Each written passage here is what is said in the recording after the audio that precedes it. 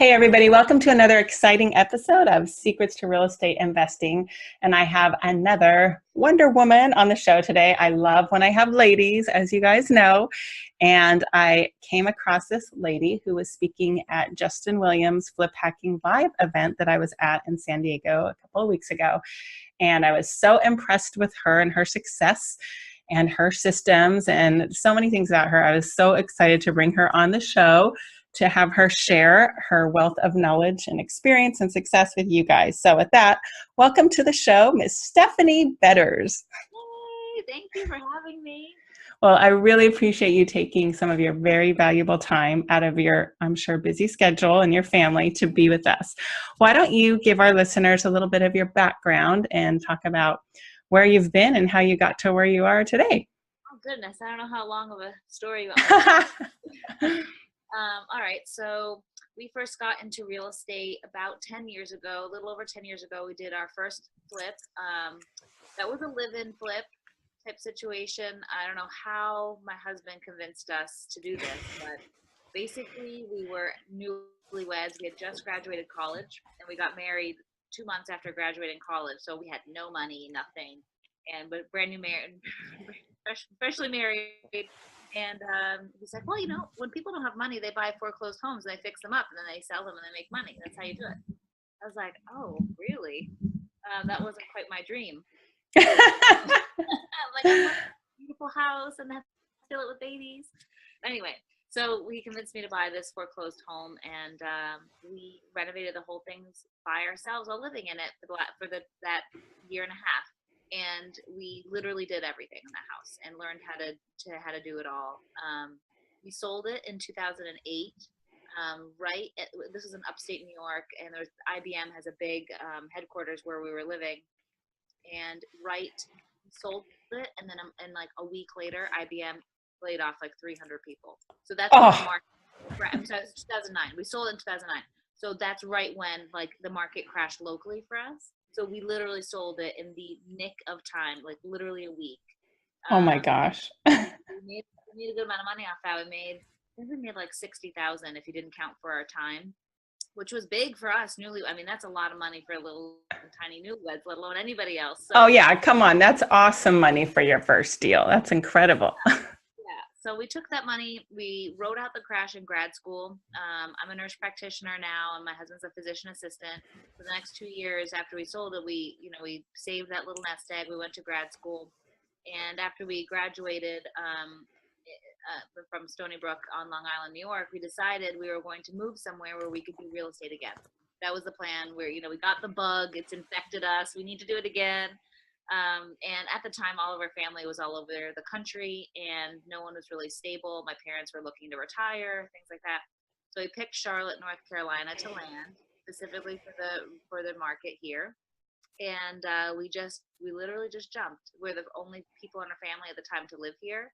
We scoped out the market. We picked a place for our home, when we moved here, and we said, okay, if this house appreciates in the next year, like we predict it's going to, we predicted it was going to grow, then we'll take that money again, we'll take a HELOC out, and then we'll really do this thing. And that's exactly what happened. So we had a little nest egg. That was really that nest egg we had at that point, paid for some of grad school, and then we used some to buy our house here, and then we took a HELOC out on our primary residence, and then expanded. And that took us to about 2015 when we really started.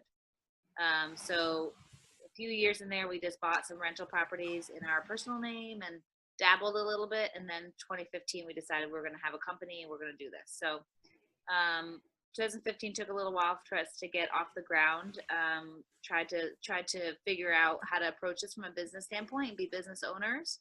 And we figured it out in 2016. We did 11 deals last year, which felt like a lot to us, That is a lot. And this year we've done somewhere in the 40s. I lose count at this point because now we have staff and, everyone else. So we've definitely increased our volume and put some systems into place so we could do that. And we've increased our deals, obviously, 4 times, but we've increased our income by about 800 times. Wow. Big improvement in the income. And so my husband was able to leave his full-time job as a PA. So now he just works part-time, basically as needed, per diem. And I still do work full-time and manage all this. So that's the next step for me to figure out what to do with my third job. I don't know. Oh my gosh, that's busy. And you guys have kids, right? Yeah, we have 3 kids, How old are your kids now? 8, 5, and 3. Oh my gosh. I don't know how you do it. Do you actually sleep, Stephanie? No, I don't. Nope. No, so what's that? Oh my gosh, that's No, crazy. it sounds crazy, but honestly, our real estate company at this point was pretty hands off as far as like the weeds of it all. You know, there, we have 12 employees, and pretty much they run everything that needs to get done. And we're here, basically for crazy fires that they don't know how to put out. And I do all the design work on our flips. So basically, what I do now in our company is manage our employees, which they're wonderful. So they don't need a lot of personnel management as far as like, are they doing their job or not? They're great. And then I design. So I'll walk through a flip that, and, pick up materials and which walls are coming down, and basically like a consultant. And then they take it from there. And if there's some weird thing that happens along the way with it, then I know about it. But otherwise, I don't. And kind of cool example, it happened today right before we jumped on this call. I was meeting with a contractor, and we have a really cool, like very high end flip that we're doing. And I wanted to switch up our materials. So I was meeting with him, and I'm like, you know what, let me just go to Lowe's real quick. I want to make sure the backsplash matches with what they're doing, or whatever, with our little samples. And that was the first time today that I was in Lowe's in literally almost a year. I didn't know where anything was. And that was a huge win for me because I spent my life in there for like a whole year and a half. I mean, I knew every employee there. I spent so much time. So it was kind of cool. I had that little win today in my column for realizing that I've delegated out that much. But so it sounds like we're doing a lot, but I think you put the right systems in place and hire the right people, and it frees up a whole corridor of your mind for the next big thing. That's awesome. I'm super impressed. So why have you not quit your job already? Do you love your job or what? I really do love my job. And yeah, so I'm practicing medicine. I do heart surgery, and I run an intensive care unit for our cardiovascular surgeon, and I love it. You So are Wonder Woman. Oh my gosh. I hope so. So I think at some point I have to make a decision about it, but I've decided I'm not making any decisions until January. So Well, my hat's off to you, woman. I can't imagine like doing all that you do. I'm super impressed with you. All right. Well, the thing that I thought one of your superpowers was really Facebook ads, but now I know you can save people's hearts and keep people alive and stuff. So Facebook ads are nothing compared to that. But your success was super impressive that you've been able to run Facebook ads to attract and find sellers of homes for people to sell their homes to you. So why don't you tell us a bit about that?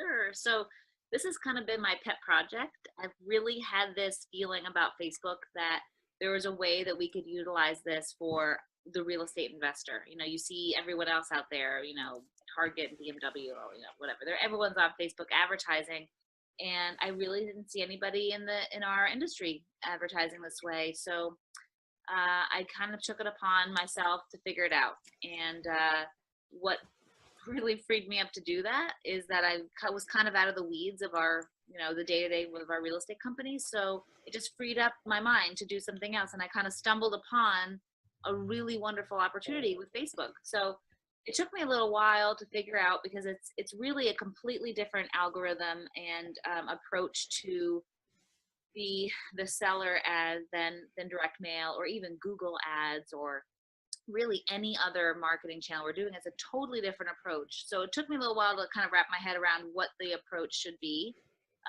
And what I've discovered is that Facebook has a really powerful way of learning and tracking users' online behavior. So you have to kind of think what your motivated seller's online behavior may be like, and what kind of transactions they're doing online, because that's all stored by Facebook. Facebook and Google are the number one traffic, basically probably a tie at this point. Facebook hasn't outrun Google, but those are the most trafficked websites on the internet.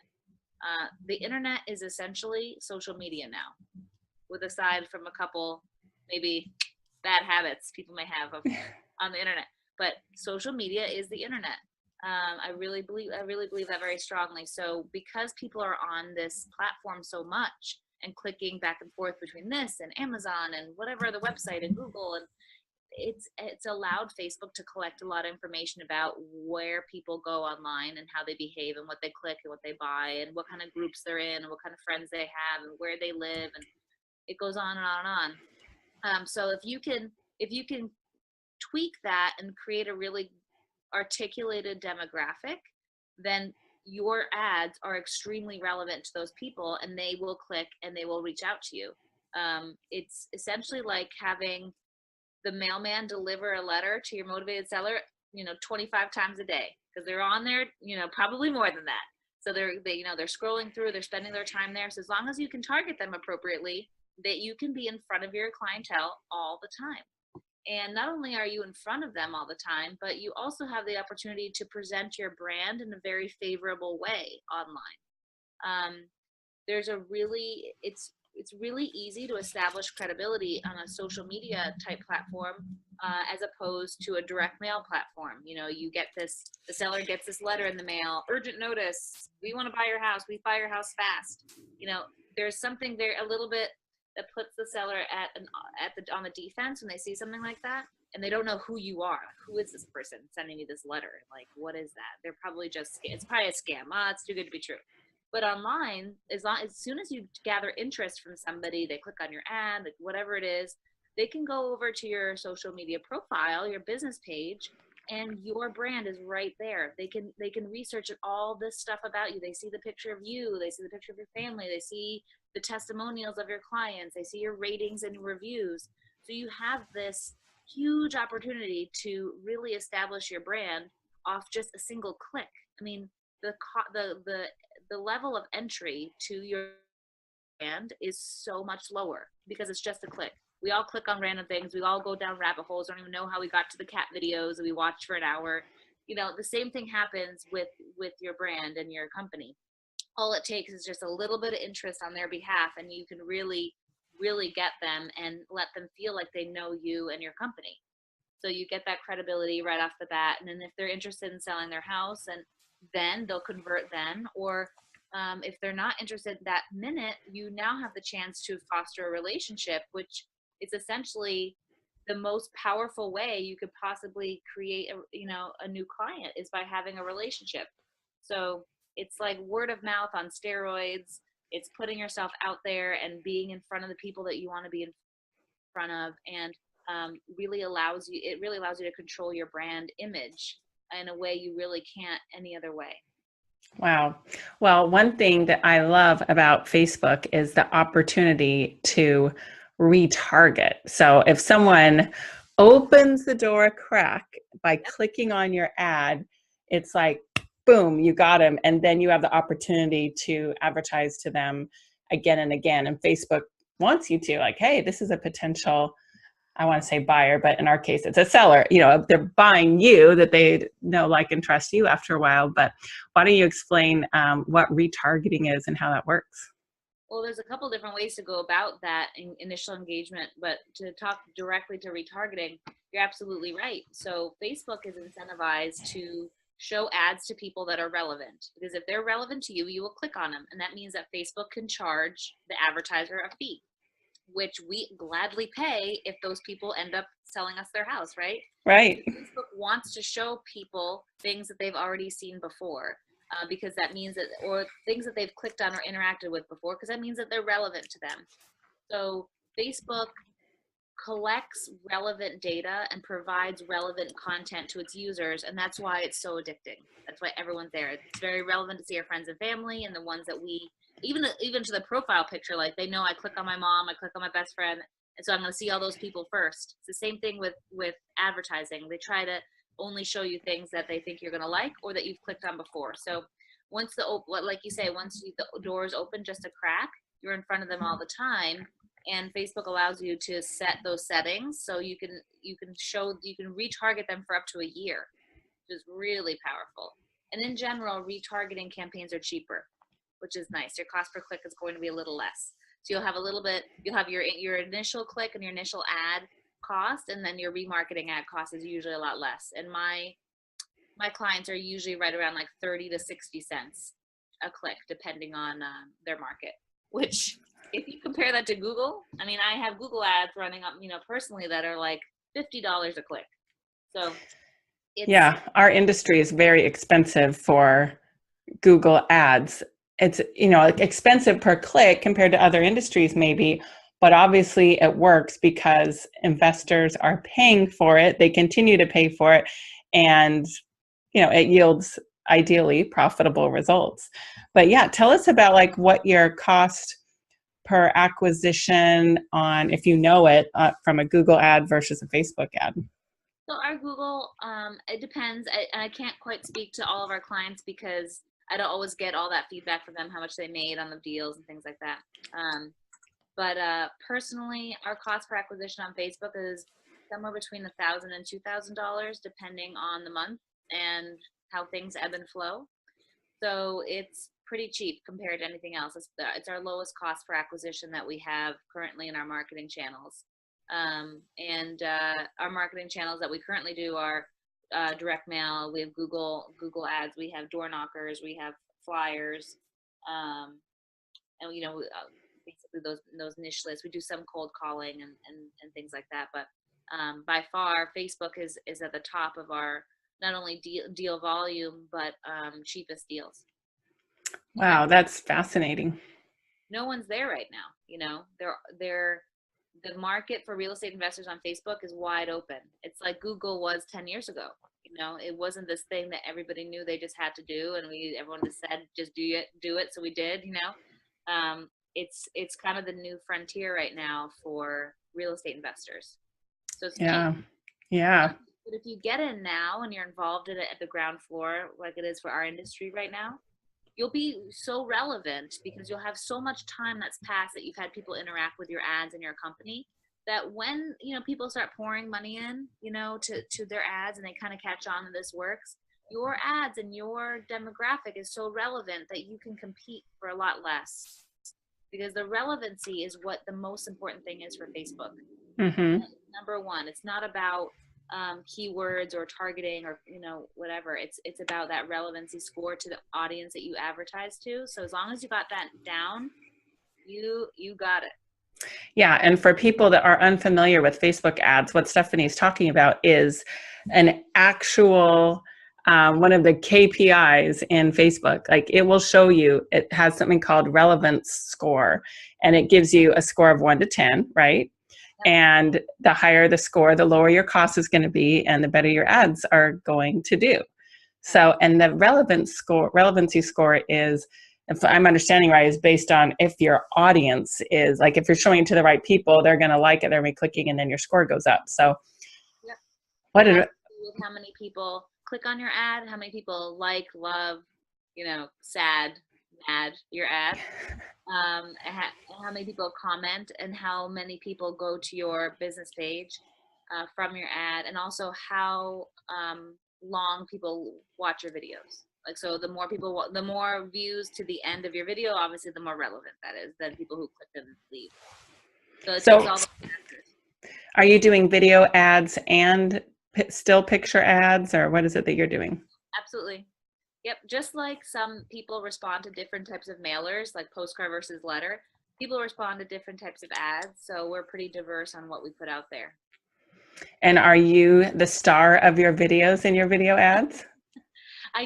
You know what? We do have a personal ad that we put out. So there is an ad that I made for me, and for my clients, I give them a script and basically like, hey, do this video that I did, because those videos do well because it's you. And you're very disarming to the seller when you're real and you're an actual person. So absolutely, there's some videos that I do. So there's one campaign that I do that's the the owner of the company that kind of has a little explainer type video, like, hey, you know, we buy houses, this is who we are, and click for more information, basically. It's a lot savvier than that, but. I think you need to put your adorable kids in it. Who wouldn't click on them? Yeah, and then you can pay them and do that whole, you know, tax benefit thing. So there you go. You got to do that, girl. We'll have to talk about that later. Little child actors. There you go. Well, gosh, we're already like getting near the end of our show, but why don't you tell us, just, I love for people to share their stories of real deals. Tell us about one of your best deals this year, one of your most successful ones or favorite ones. Best deal this year, period, came from Facebook. We got a Facebook lead. This was in March or April this year. Someone responded to our ad.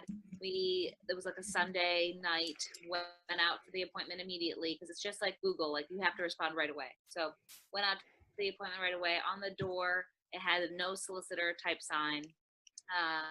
They were a high equity homeowner, but before we went to the appointment, we did our research and found that their tax value was wrong. So it was actually not on our high equity mailing list. So I'm not going to get this person by door knocking. I'm not going to get them with direct mail lists. And obviously it's not a vacant list or a probate list since she's living there. And went in there, got it under contract, and wholesaled it for $120,000. Oh my gosh, girl, that is amazing. Yeah, that was our best single deal this year. And it tells that she found us on Facebook. Like there was no question where she found us, because she was like, "Oh, I met my fiance on Facebook, and I love that you're on Facebook. I'm on Facebook all day long, and I saw your ad, and I saw your videos on your business page, and little." Oh my gosh! So approximately how old was she, out of curiosity? She was in her late 60s. Oh, okay. I know a lot of people think like, oh, Facebook isn't relevant because so many of our targets are people in their 60s, 70s, 80s. But my mom's in her 70s and she's on Facebook. She's not a poster, but she's a watcher of what goes on. And that's what happened here, huh? Why do you think your mom is on Facebook? Because she wants to see me and all the fun stuff I'm doing. So my mom's on Facebook. My grandma is in her 80s. She's on Facebook because we're on Facebook because she wants to see her kids. She wants to see the relevant data. So they are there. They are using social media. All it takes is like a little bit of interest in something else that they've been thinking about, and they'll click on it. So we definitely get high equity homeowners. I think the high equity homeowners is probably our highest type demographic as well on Facebook, just like it is for us in direct mail. And then the other demographic that does really well with Facebook ads are people in pre-foreclosure. And you can actually find those through Facebook. Yep. High equity homeowners and pre-foreclosure. Absolutely. Wow, interesting. I never knew that. I love learning stuff. Can you tell? Okay, so obviously you're an incredible wealth of experience and knowledge. You guys, Stephanie did not just start this a couple of weeks ago. I think you've been doing it, what, like a year and a half or so? Is that right? Year and a half, just coming up on 2 years. Yeah. And Stephanie does offer to serve other people, as you've heard her talking about clients. So tell us a little bit about how somebody could work with you if they wanted to have you shorten that learning curve or remove it altogether and have you help them do Facebook ads. Yeah, sure. So we do basically a completely hands-off type approach for our clients if they want, and that's where we build and manage all the Facebook ads. And I don't post on your Facebook page for you because I believe very strongly that it should be personal content, and that's your brand. You do not want generic crap on your Facebook page. I promise it will only hurt you if you're posting generic stuff. So, but I do give you a ton of information on how to have a really good business page. Your Facebook business page is your website. So you need to treat it that way. You need to have good content on there. It needs to be up to date. It needs to be interesting. You need to have testimonials, reviews, blah, blah, blah. You need to be executing very well on your Facebook business page. Hands down. If you don't have one, do it right now. So I do all the ads, but then I do a ton of teaching for that. And I actually put together a course on how to do that. Like, I hold your hand. This is how you even start a page. This is the settings that you want on your page. This is what you should post. And like number one, number two, these are the themes of your company. These are the themes that you should post about. How do you schedule posts? How do you back post stuff? How do you get private money? I didn't tell you, Holly, but this summer we raised just over $2 million in private money on Facebook, just Facebook alone. And that's Wow. gathering information from your own network and pulling some people out that are interested in what you're doing that you never really knew, you know? So there's a lot of ways to utilize this and to really leverage Facebook and using both pieces of the equation. You need ads. If you have a really awesome website, no one knows it's awesome until they get there. So a big part of that is delivering traffic via ads. And our ads that we build for people will either self-convert within the ad itself, or they'll be generating a ton of traffic to your business page. So we kind of help you with both aspects of that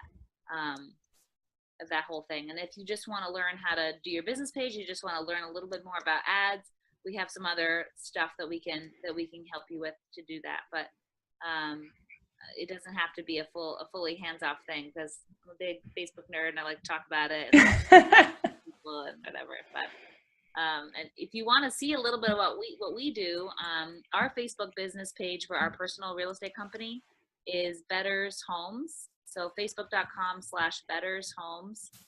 Don't forget the S. Everyone else forgets the S. So you can kind of just hack what we're doing and see what we're putting up for posts. I give some good examples there on what kind of things to do. And I also have a little cheat sheet if you want. Yeah. We're for sure going to give that away. So listeners, to get Stephanie's great cheat sheet, which she's going to tell us about in a minute, you're going to go to hardhatholly.com/79, because we're episode 79. Or if you're on your phone, which most of us are when we're listening to podcasts, you can text to the number 38470 hard hat, all one word, no spaces, even though there is no such word. It's hard hat to the number 38470. That's 38470, and we'll send you the download there as well as our past downloads. So Stephanie, tell them what they get with this week's free download. So I put together a little cheat sheet, and I did this initially for my clients because that question came up all the time. Like, what do I post? What's a good post? And what are hashtags? And how do I use hashtags? And do I even need that? So I basically broke down really common themes to the real estate investing journey, from closing day to resale day for a flip. And there's also a bunch of themes you can use. If you're just a wholesaler, you don't have the flip before after pretty pictures. There's a ton of stuff you can do theme-wise with being a wholesaler. So I break it down, and basically what I want people to do with this cheat sheet is use this as their blueprint whenever they get a deal. So I want you to think about your deal process as the themes within your deal. So from contract signing and viewing of a home, homeowner picture, that's signing day. Then you go to closing day. You take a picture at the closing table. You take a picture of that, the papers or whatever on the table, of the handshake. You get your video testimonial at that point. And then you go to demo day. So demo day, you better take a picture of someone knocking down a wall. That's very interesting to people. People love demo day, so don't ever forget demo day. And then there's a mid-progress update where you go in the house and everything's a disaster. You want to take a picture of that. You want to take a picture of the sheetrocker on stilts and the mess of everything and the stress of it all. And then you want to take a picture at staging day or at completion time and listing day. And then on resale day with your end buyers. That's kind of an example of the themed post that you do for each deal. And I want you to do for every single deal. So I put together a cheat sheet. That way you can keep it on your desk. You can put it somewhere in your office. You look at it and you recognize where you are in your deal flow process. That is your theme to post about. And what you'll find is, to be successful in posting on Facebook, you don't need to create anything. You just need to take pictures along the way and just document along the way. I don't want you to think about some funny post you have to come up with. No, just look at your everyday and pick out your themes within it, and then just execute it every single time. And then what you'll end up having in a few months is a ton of content that's really, really relevant. So hopefully that cheat sheet helps you out. Oh, that's amazing. Even just you talking through this is fantastic. I love it. So, well, thank you so much. You have been fantastic, and what a great resource. How do people find you? You've said how to find your business page, but what is your website? Socialmediarei.com. Socialmediarei.com, and it's Stephanie Betters. Yep, and you can email me too if you want. If you have any questions, it's Stephanie@socialmediarei.com. So Stephanie, STEPHANIE @socialmediarei.com. Yeah, you're saved in my phone as Stephanie Betters, Facebook Queen. So that's how I think of you. You're awesome. Well, thank you again so much. And what a treat this was to have you. And maybe we'll have you again like in a year or so and hear about the latest developments, because I know Facebook's always changing, and I'm sure you'll have lots more great success stories. So thanks again, and have a great day, listeners. Get out there, take some action, and you better all get your Facebook business pages up now. Run, don't walk. Run, run, run. Go start it. Can't wait to hear about all your great success. Thanks for listening. Hey there, thanks for watching the video. Make sure you like it and click subscribe to get notified of more videos. And you can go to hardhatholly.com for a free download on secrets to finding great deals.